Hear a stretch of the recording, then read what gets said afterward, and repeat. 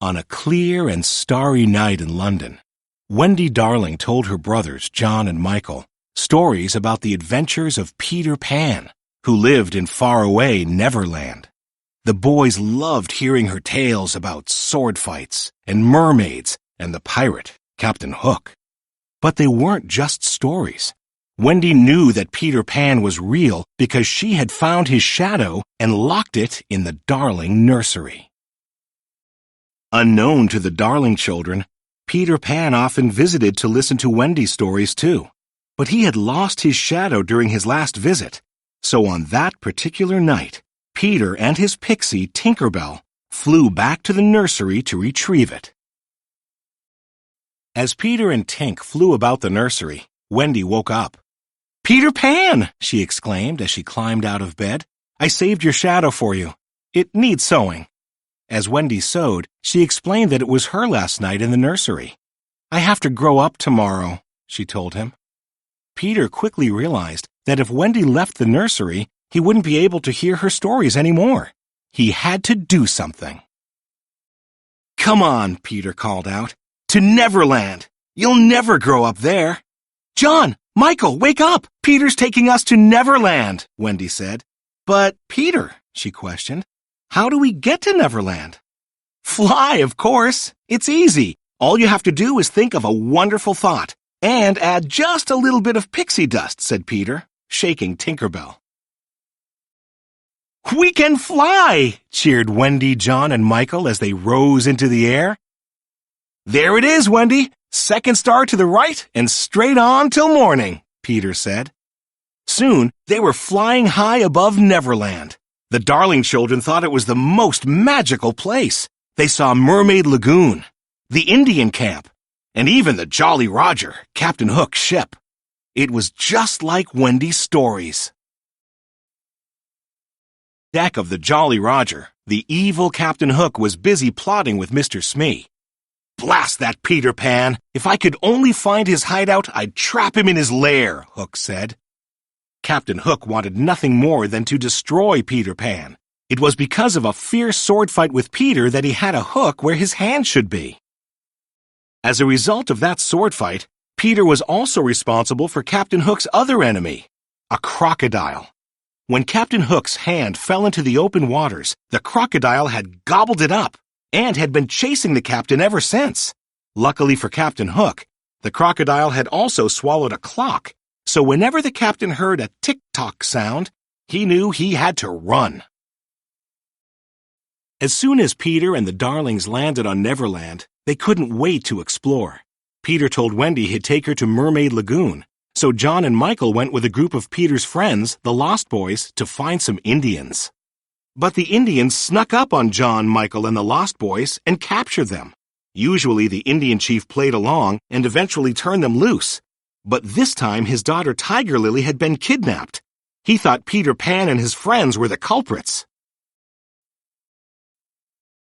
While Peter and Wendy were visiting Mermaid Lagoon when they saw Captain Hook and Smee with Tiger Lily. They had kidnapped her.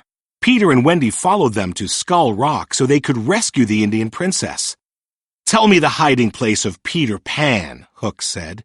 "You'd better talk, my dear, for soon the tide will be in." But Tiger Lily was good friends with Peter Pan and refused to tell Hook where to find him. "Watch this, Wendy," Peter said. He flew down and challenged Captain Hook to a sword fight. Hook fought Peter to the very edge of a cliff, and as Peter backed away, he was fighting in midair. Captain Hook followed Peter off the edge, but he couldn't fly. Hook quickly grabbed onto the cliffside with his hook. Then he heard a familiar sound. Tick-tock, tick-tock, tick-tock. "I'll get you for this, Pan!" he yelled before falling into the water. Smee rushed to save the captain, while Peter and Wendy quickly swooped down and saved Tiger Lily. The Indian chief was so happy to see his daughter again that he freed John, Michael, and the Lost Boys. "Bravo!" They all cheered for Peter. Hook wasn't giving up. He had Smee kidnap Tinker Bell and bring her to the Jolly Roger, hoping she would reveal where Peter's hideout was. "Welcome aboard, Miss Bell," he said. Then Hook tricked Tinker Bell into revealing Peter Pan's hideout. His evil plan was working. He laughed wickedly as he locked Tink inside a lantern. Meanwhile, at Peter Pan's hideout, Wendy told stories to all of the boys. But she was starting to miss her parents back in London. She told the boys how great it was to have a mother. This infuriated Peter Pan. "Go on, go back," he said. "But I'm warning you, you can never come back. Never." That didn't stop Wendy and the boys. They left Peter behind and raced outside, where Captain Hook and his crew were waiting for them. Captain Hook's plan to destroy Peter Pan was almost complete. Before Hook returned to his ship, he lowered a beautifully wrapped package into the hideout for Peter to find.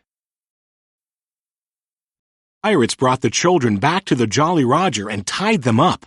Captain Hook gave them the option to either become part of his pirate crew or walk the plank.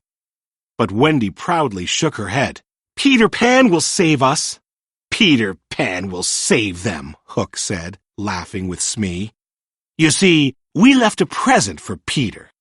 Peter Pan will be blasted out of Neverland forever," Captain Hook told her. Tinker Bell heard Hook's evil plan. She escaped from the lantern and hurried back to the hideout to save Peter. Just as Peter was untying the bow, Tink flew in.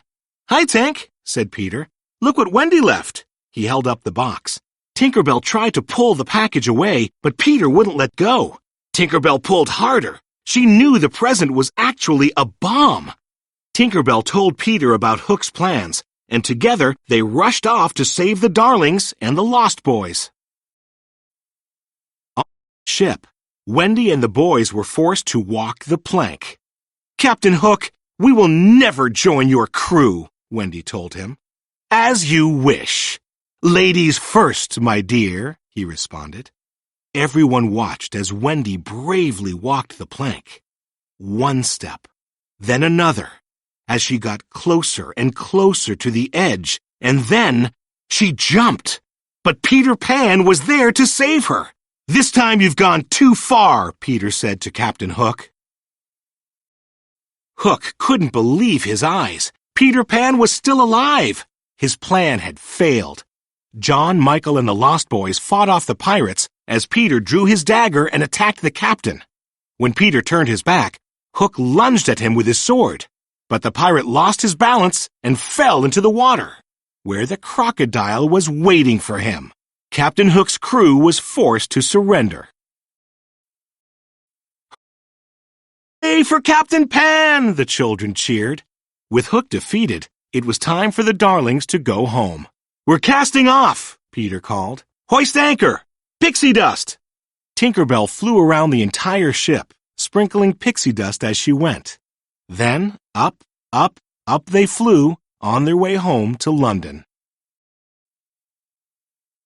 Wendy, Michael, and John had to say goodbye to Peter Pan and the Lost Boys. "Oh, but it was such a wonderful adventure," Wendy told her parents.